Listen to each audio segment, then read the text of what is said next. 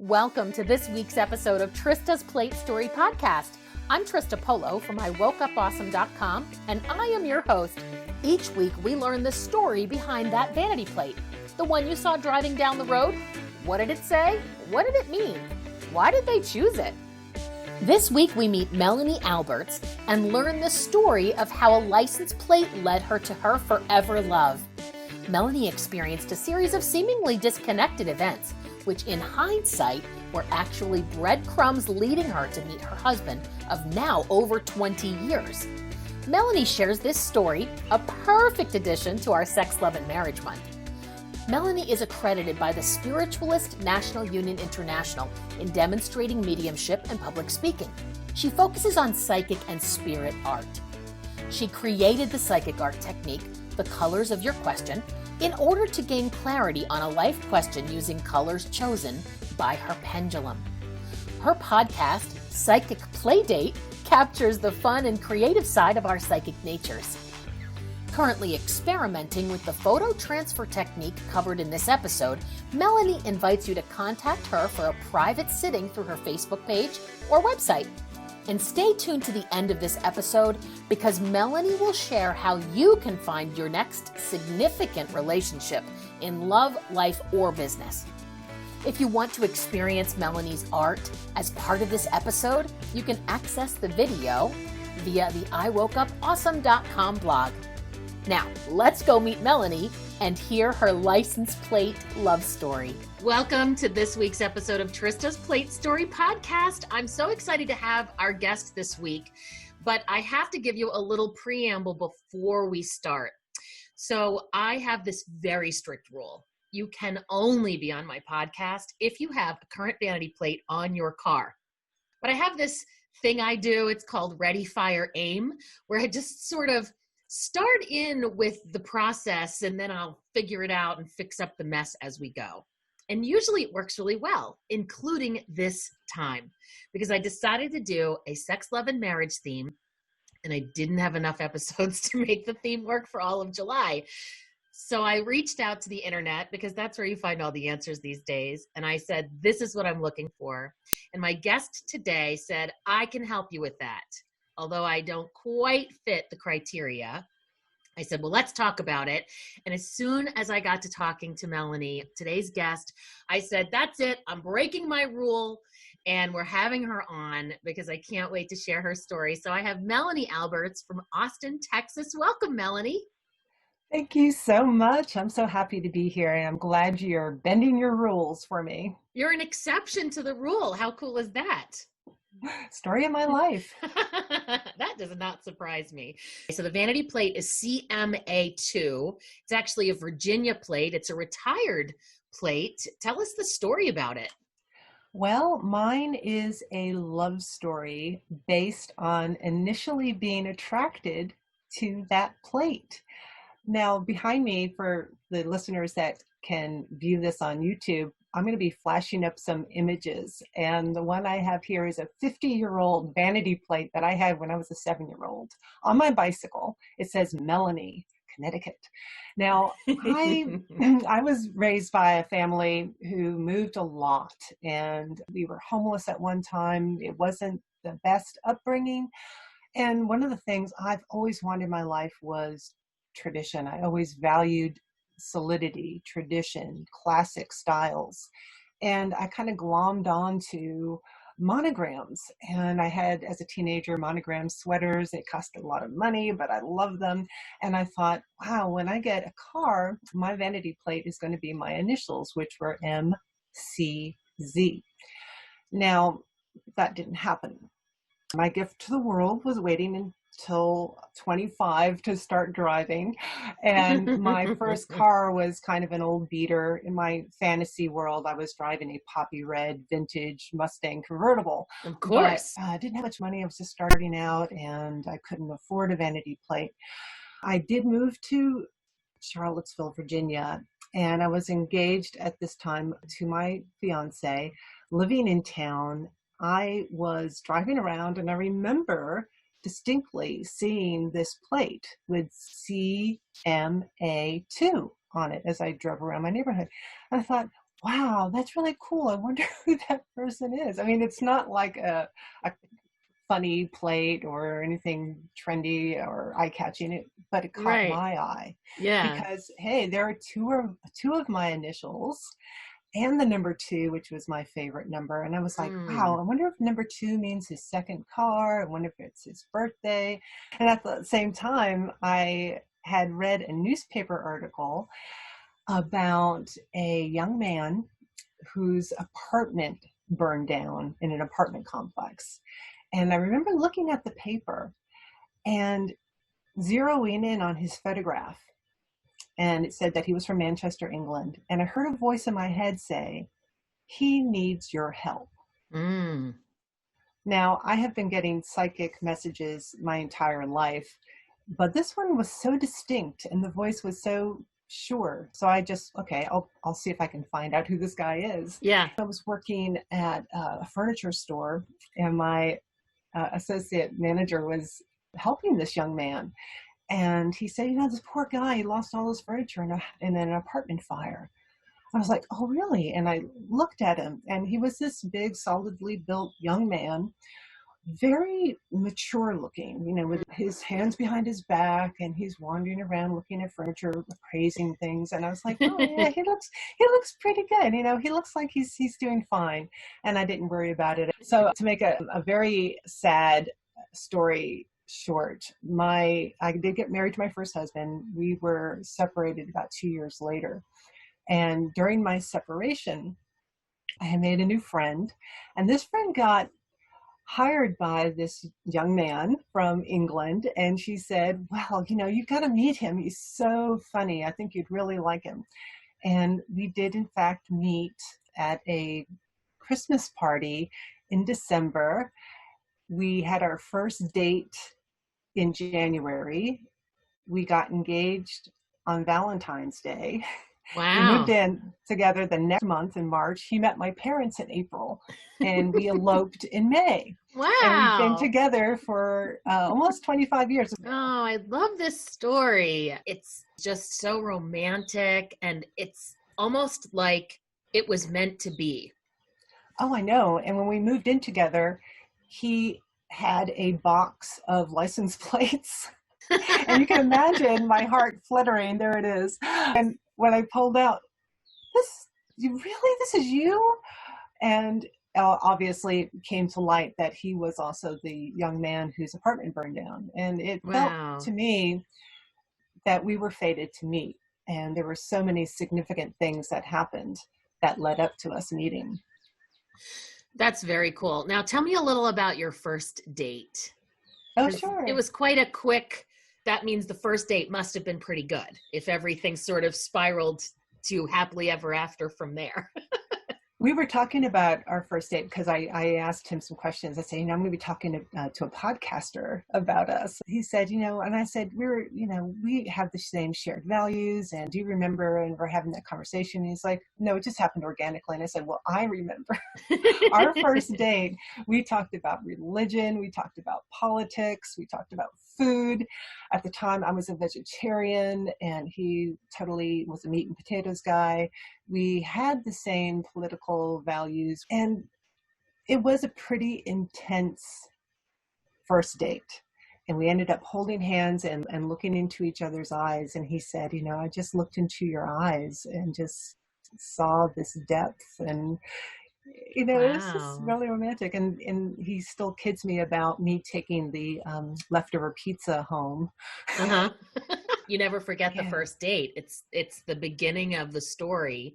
Oh, I remember so much about us getting together. I remember hearing that voice in my head and seeing his license plate and, seeing him way before we even knew each other. And so it just felt right. Yeah, it's like you got together before you actually got together. Right. Yeah, because that's really important. Yeah, because when you shared the story with me, the brief version in our pre-conversation, you were saying that shared values was super important to you. He was the home I was looking for. That's beautiful. You said you moved around a lot as a kid. Do you know how many times you moved? I went to about 12 different schools, Okay. and we moved around more than that. It was disruptive, and like I said, Yeah. we were homeless at one point, Mm. and we had to rely on charity. And, it was difficult, but we stayed together as a family unit. And one of the things that I had as a child growing up were these experiences that I can talk about now. I almost died as a toddler, and I had Wow. an out of body experience when I was 4 under anesthesia. I Wow. remember looking down on my body being operated on and seeing the doctor and the nurse, and they're working. It was just stitches on my lip. So it wasn't like a huge operation or anything, but Yeah. they had put me out to do it. And I remember going home and telling my mother this, and she's like, "Stop making things up. You're always making things up." And, everything was just kind of like, "Don't talk about this kind of thing. You shouldn't talk about it." But I was very fascinated with seeing ghosts and things like that. I was like, "Oh, please, God, let me see ghosts." And I didn't see ghosts. What I saw Most kids are instead, the opposite, by the way. Like, oh, yeah, I hope there are no ghosts, no I monsters know. under my bed, nothing in the closet. I know. I wanted to see them materialize as, the ghost in the foot of my bed. But that didn't happen. What happened instead was I saw the faces of people in my mind's eye. And I created stories about them. And I eventually drew them. My older sister taught me how to draw. And I would just want to draw these faces. And so one of the things that kept me sane moving to all these different schools was drawing. And I would just intently draw. And sometimes a teacher would come over. Of course, people were interested in what you're doing. Sure. And they might say, "Oh, that looks like my grandfather," or "That looks like somebody I know." Mm. And I always thought, well, that's just a coincidence. And it wasn't until I started studying mediumship as an adult that I realized I was drawing spirit people Wow. or psychically linking to people and drawing people.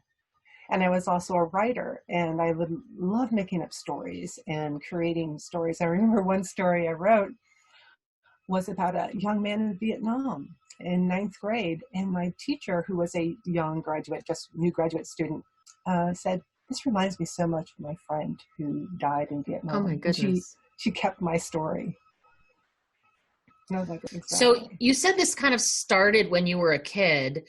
It doesn't sound like there were other people in your family, like your mother, grandmother, No, etc., that had this, what you hear. my grandmother told me when I was 6 that she saw the ghost of her mother. And Okay. I think that was one of the things that I was like, "Oh, I really want to see I ghosts." want that. Yeah. Yeah. And she would read our fortunes from playing cards. Mm. And, but this was all on the hush hush. That Mm-hmm. we were raised Okay. Roman Catholic. My Mm. my father had books on reincarnation, Oh, and wow. he had to hide them from his mother. Oh It my was just goodness. all very shush, shush. It's very, don't talk about this kind of thing. Yeah. And I would grow up knowing things about people and having these experiences. And my sister that I shared a bedroom with and I would listen to self-hypnosis tapes and meditate and do things like that. And, we grew up with this fascination. Wow. And so did you hone it your whole life, or did you? I didn't until after 9/11. I had a premonition of 9/11, and that just kind of woke me up thinking, I really need to figure what's going on here. I really need to figure this. I need to harness this ability to know things and so I looked into studying psychic arts and remote viewing. I studied mediumship online, and that's when I took a spirit portrait class and I drew this young man. It's not a very good drawing, it's Okay. just a Yeah. sketch, but I got information about him. And this was in a chat room with people from all around the world who I did not know.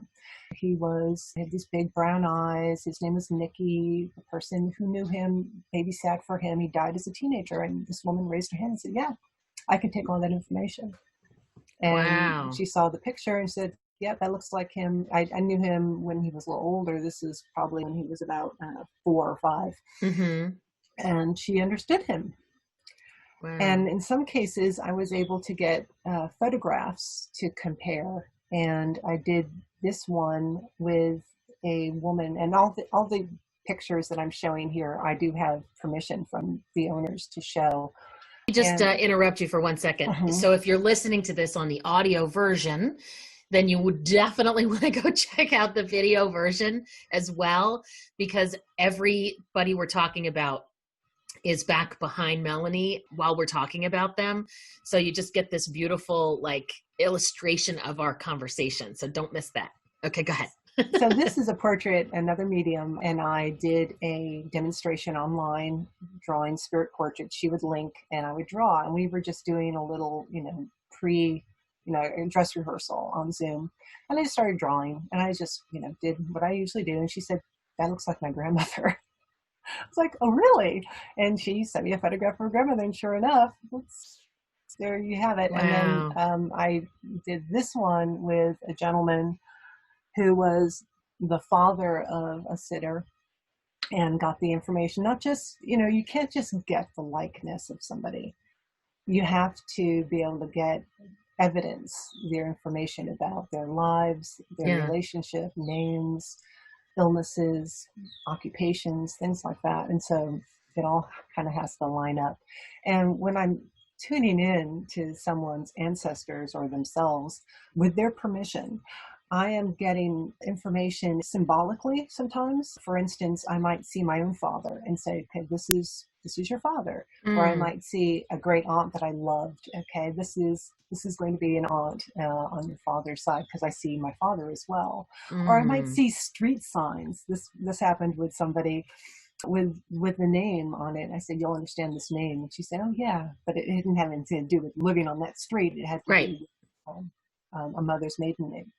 Now I have to ask you, because something just occurred to me. I'm thinking about sketch artists who do things for like, a crime. Can you compare and contrast those two things between what you're doing and what they're doing? The police station is probably going to be going off directly what the witness says.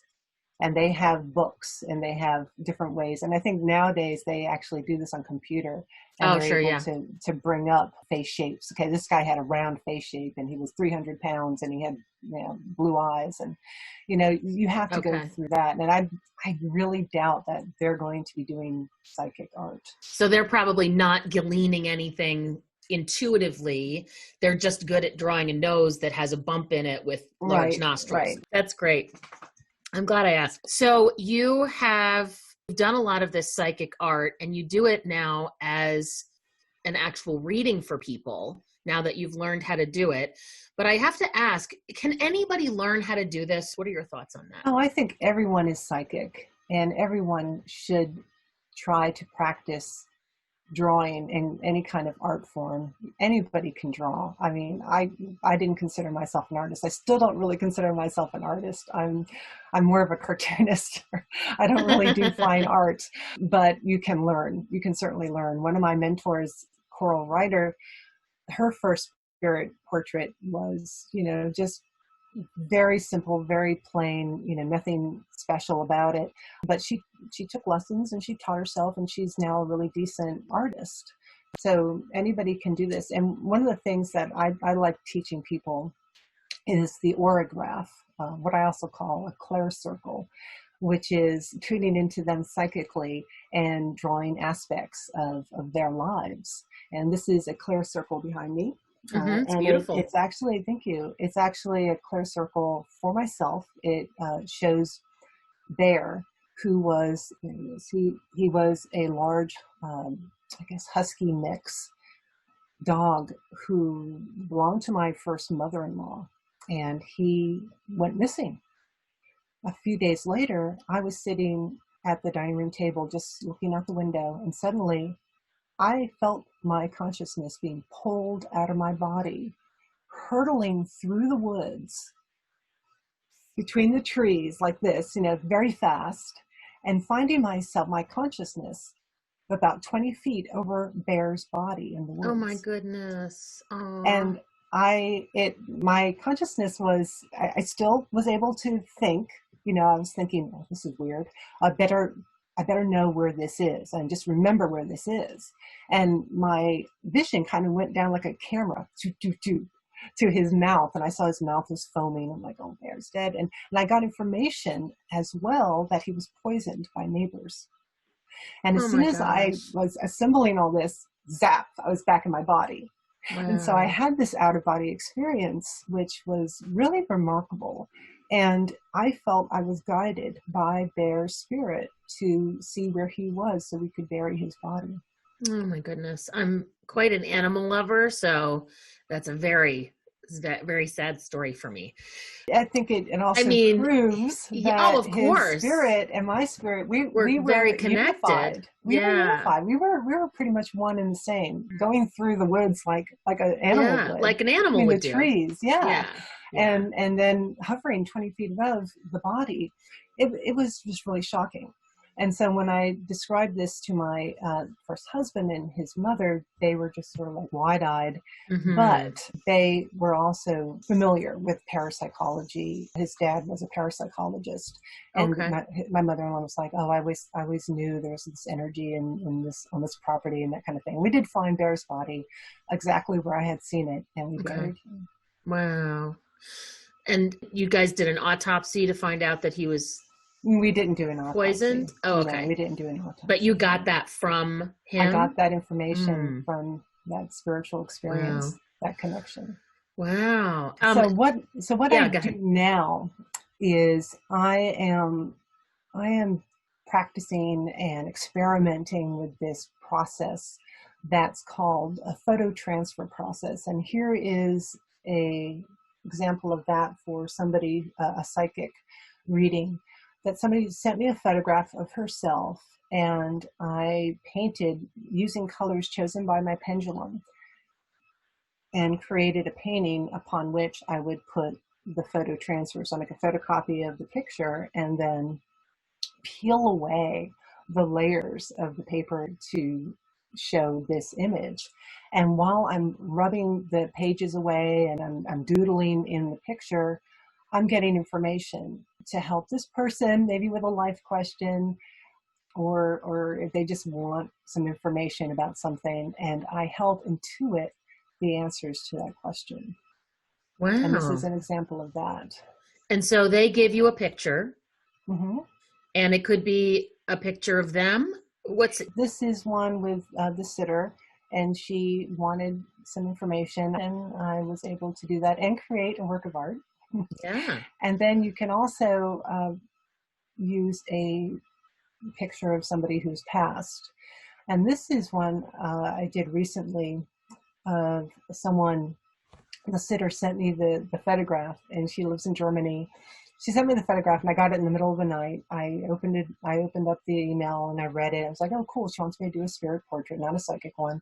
I didn't open the picture. When I closed my eyes, I saw this drawing in my mind's eye, and I saw the profile of a young man with a very kind of long nose and a strong chin, wearing a cap.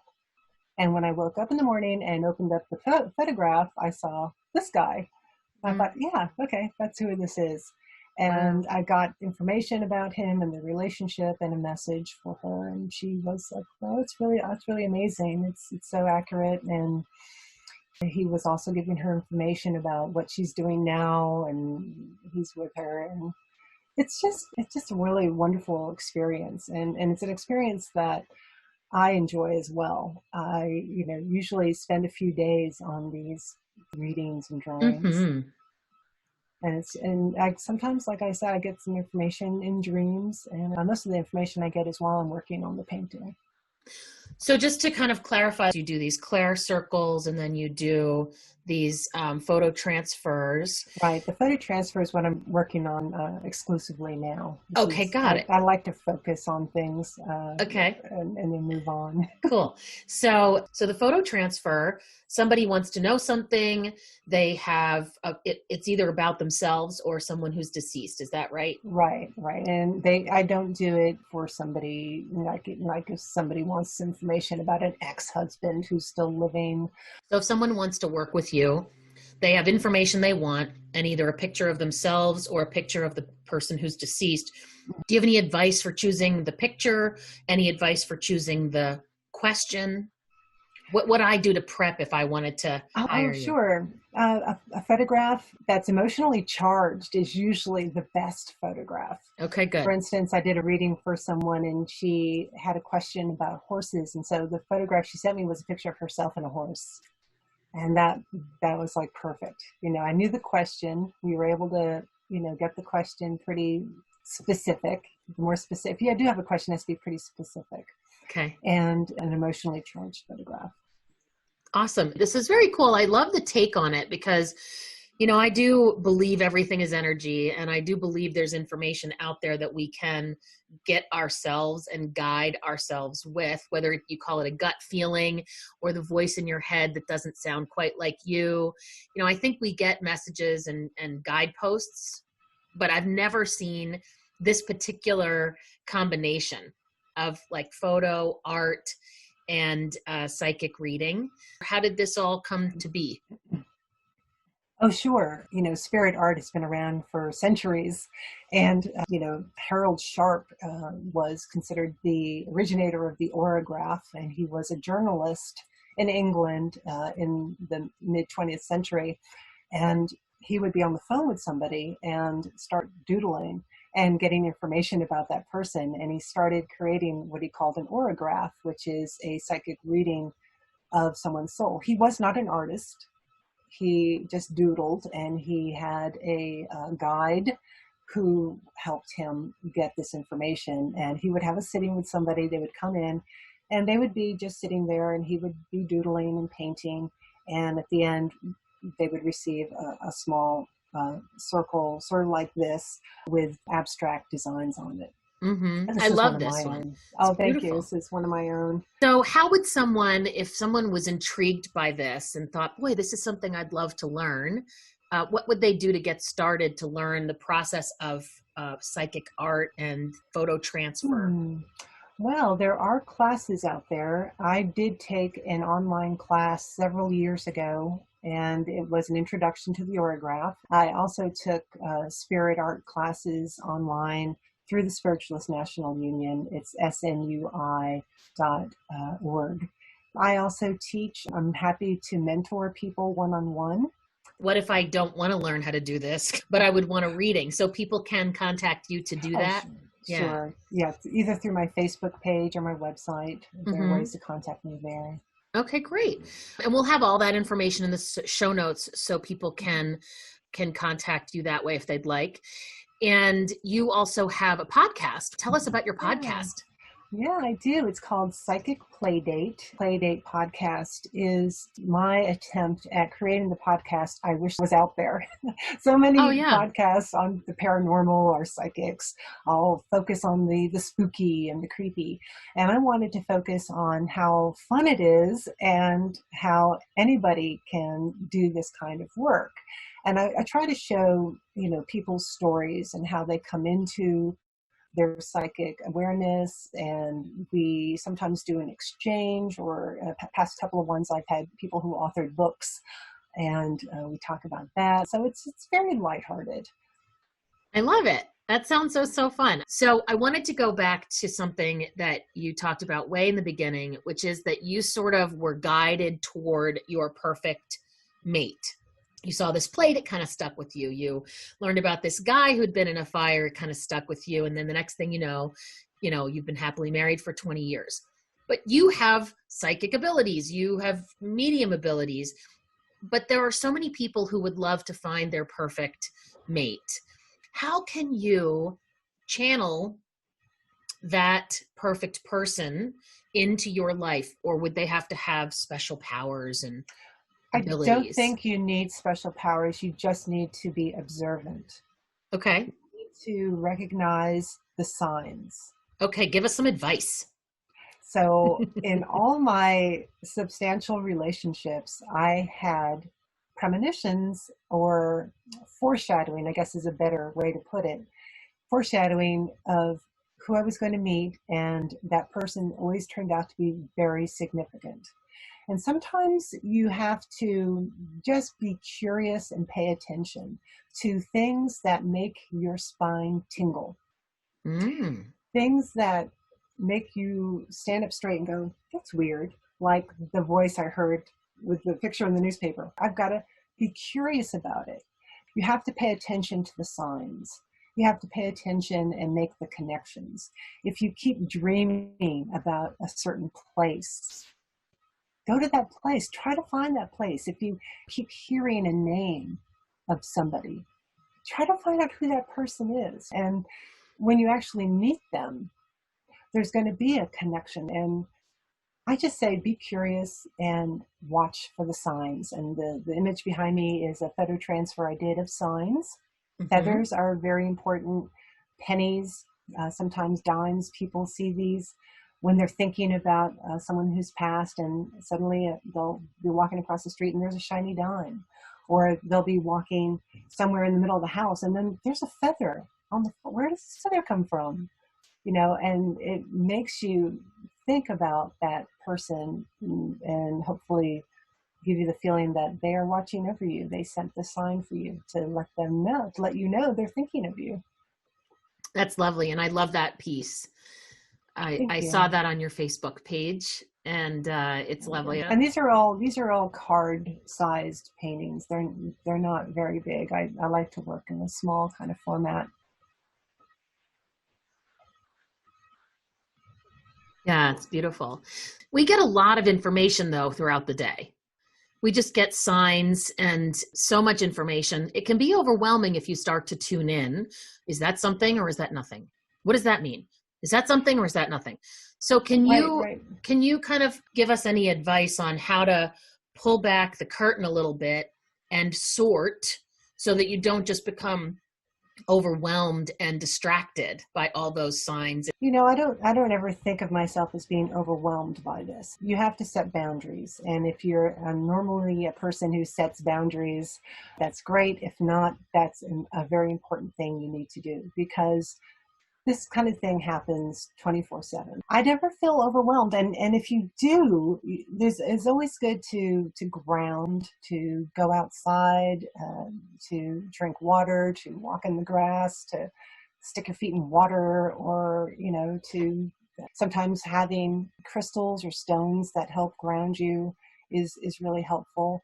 Whether or not you believe in this or not, it's something to try. And a lot of times I just love exercising. That helps ground me. It helps put me in my body. Exercising, eh? Exercising. Yeah, it's really helpful. I love hula hooping. Hula hooping is really good.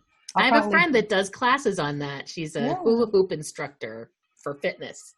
It's great. Yeah, I have a hula hoop I made myself. It's big, and it's heavy, and it's perfect adult size hula hoop. I can go 45 minutes and just... Oh my gosh, you're kidding me. Oh no, it's wonderful. I love it. Well, I have really enjoyed this conversation. I could talk to you for hours. Thank you. But I do want to do what we always do at the end, which is to turn the tables and see, do you have one question you'd like to ask me? So please tell me about a psychic experience that you yourself have experienced. So I don't know of one off the top of my head, but what I will share is an experience I had when I was learning how to perform Reiki. Will you accept that as an alternate answer? Oh, absolutely. Okay, great. So when you do the process of learning how to perform a Reiki treatment, Reiki is just moving and shifting energy and clearing. And I had to be an apprentice to get my little certificate. And so I was looking for volunteers that I could do Reiki treatment on.